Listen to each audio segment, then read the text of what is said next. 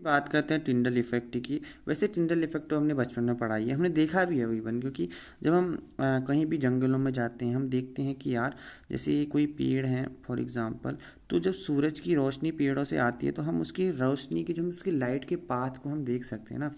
जैसे जो भी लाइट का पाथ रहता है हम क्या कहते हैं, हम क्लियरली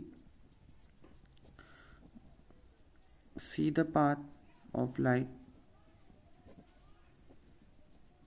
आपने खुद नोटिस भी किया होगा, जब हम फॉग में धुएं में जैसे धूप जलाई उसमें से लाइट देखते तो हम लाइट उसे धूप से जब लाइट जाती है उसका पाथ देख सकते हैं। यानी कि फॉर एग्जांपल जो भी, जैसे फॉर एग्जांपल तुम इसको अगर रियल लाइफ से, तो रियल लाइफ से क्या देखना है उसको अगर ये तो देखा एग्जांपल हो गया कि जब हम पाथ देखते हो टिंडल, अगर इसको खुद से समझने की कोशिश करें तो एनीथिंग, टिंडल इफेक्ट का मतलब हो गया कि जब हम किसी चीज़ के पाथ को देख पा रहे हैं, यानी कि स्कैटरिंग वैसे तो होता है, ये स्कैटरिंग ऑफ लाइट होता है, स्कैटरिंग ऑफ लाइट होता है, बट इसका ओवरऑल मीनिंग है कि जब हम पाथ को देख पाते हैं, जैसे लाइट आ रही है तो हम उसके पाथ को देख रहे हैं। जैसे हम सुबह सुबह देखते हैं कि यार खिड़की से जब सूरज की रोशनी आती है तो हम उसमें डस्टी के साथ उसका पाथ देख पाते हैं। जब भी इसका मतलब बेसिकली ना, फॉग है, फॉग में आपने रोशनी डाली यानी अपने लेजर डाला तो हम क्या देखते हैं, हम ओवरऑल देख पाते हैं कि यार लेजर का पाथ क्या है। नहीं कि जब कोई डस्टी टाइप से कोई सॉल्यूशन हो तब हम उसको देख पाते हैं। फॉर एग्जाम्पल इसको तो आपने खुद, अगर हम उसको खुद समझने की कोशिश करें तो वही चीज़ है, और कह सकते हैं कि हमने पाथ को देखने की ट्राई किया। लाइक जैसे आप खुद भी कर सकते हैं, जैसे आपने कमरे में पहले धुआं किया, देन उसके बाद जैसे आपने उसमें टॉर्च वगैरह डाली तो आप देखते हैं कुछ पाथ दिखता है उसका। जैसे जब रेनी सीजन होता है तो फॉग होता है तो हम देख सकते हैं। तो इस प्रकार से जो भी होता है और जो पाथ जाता है ना, जो भी लाइट का पाथ होता है, जैसे ना फॉर एग्जांपल जैसे ये समझ लो जैसे कि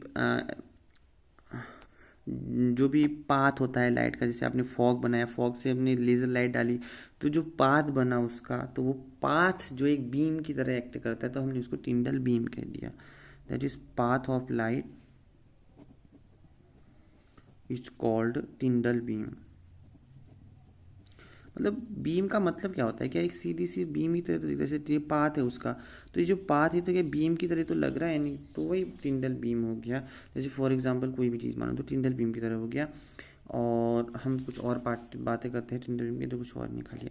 तो टिंडल के बारे में कुछ बात करते हैं। देखो वैसे तो ये ओवरऑल एलिमेंट्री का था, बट हम बात करें ट्रू सॉल्यूशन किस समय। तो ट्रू सॉल्यूशन का मतलब होता है कि जब ओवरऑल पूरा डिजोल्व हो जाए ट्रू सॉल्यूशन। और सोल पार्टिकल का मतलब कि कोलाइडल सॉल्यूशन है, तो सोल पार्टिकल का मतलब हो गया कि जब कोई सॉलिड जो चीज़ है वो लिक्विड में डिजोल्व हो रही है तो वो क्या कहलाएगा, सोल पार्टिकल कहलाएगा। सॉलिड का लिक्विड में चेंज होना, जैसे माना आपने सॉलिड कुछ डाला, तो सॉल्यूशन में डाला आपने, लिक्विड में जैसे आपने सॉलिड डाला तो वो जो बनेगा, जो भी सॉल्यूशन बनेगा वो सोल पार्टिकल कहलाएगा। अगर वो सॉलिड आपने इस प्रकार से डाला कि ना वो ट्रू सॉल्यूशन बन पाए, ना सस्पेंशन, ना पूरी तरह घुल पाया, ना ना बिन ना ही घुल पाया, तो उसके बीच का जो मिडल वाला पार्ट है, यानी जो पूरा घुला है और जो एक भी नहीं घुला है, हल्का सा, हल्का घुला भी है नहीं भी घुला है, तो वो वाला मिडल पार्ट होता है वो क्या कहलाता है, soul particle. For example like in आपका प्लेयर, फॉर एग्जांपल आप कोई गेम भी खेल रहे हैं तो आपका ऐसा प्लेयर जो बस खाली टीम का हिस्सा है, ना खेल पा रहा है ना कुछ कर पा रहा है। जैसे हम क्रिकेट अभी वर्ल्ड कप जीता तो जो 15 खिलाड़ी थे ना वो खेल पा रहे थे मैदान में, ना वो खेले थे प्ले में, ना ही हुए थे, वैसे तो टीम के हिस्सा थे, बट ओवरऑल समझे तो वो जो टॉप 11 में से जो सिर्फ 15 खिलाड़ी में से 11 खिलाड़ी खेले थे, तो उन 11 खिलाड़ी को अगर हम कहें तो वो तो फॉर एग्जांपल जो खेले वो तो खेले सॉल्यूशन, बट वो 15 खिलाड़ी और जो बाकी के कुछ भी नहीं खेले, तो 15 खिलाड़ी वो टीम के होने के बाद ना ही खेले ना ही हो गया, हल्का कभी खेले होंगे, जैसे कभी बाहर खेल लिया, कभी नहीं खेले। तो वही ओवरऑल कहने का मतलब है कि मैं कहना क्या चाहता था, मेरे कहने का ओवरऑल मतलब है कि सोल पार्टिकल, ये तो सोल पार्टिकल नहीं होगा, जो जो भी मेरे कहने का मतलब है कि जब भी कोई पार्टिकल ट्रू सॉल्यूशन और सस्पेंशन,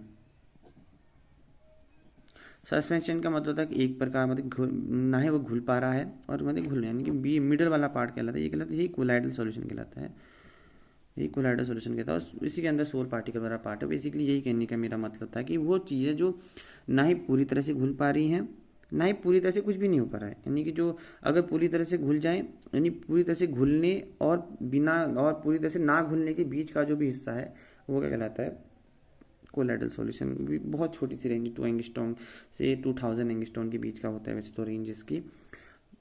ओवरऑल है, वैसे तो हम जब हम आगे पढ़ेंगे तब उसका है। और हम एक और बात बताते हैं, जैसे अगर हमारे पास सोल पार्टिकल का सिस्टम है, तो जब हम इसको अल्ट्रा यानी कि जब हम माइक्रोस्कोप में देखते हैं ओवरऑल, तो माइक्रोस्कोप के हिसाब से हम देखते हैं तो इसमें ये सिर्फ टिंडल इफेक्ट को नहीं शो कर पाता है। कैसे होता है, ये नहीं हो पाता। तो इसमें सिर्फ ऑरा नजर आता है, जो भी लाइट के चारों तरफ का घूमता है, पार्टिकल के चारों तरफ का ऑरा नजर आता है, वैसे कुछ नहीं होता है।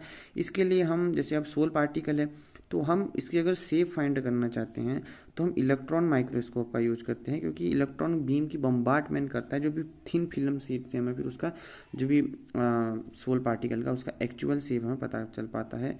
ये तो बेसिकली एक्चुअल शेप हमें पता चलता है। ये तो बेसिकली हल्का सा डीप इंट्रोडक्शन था। हम आगे पढ़ने जा रहे हैं पेप्टाइजेशन, एग्रेशन मेथड। बेसिकली हम पढ़ेंगे सोल पार्टिकल्स के बारे में, हम पढ़ेंगे लाइफोबिक लाइफिलिक सोल के बारे में। मिलते हैं तब तक के लिए, बाय बाय।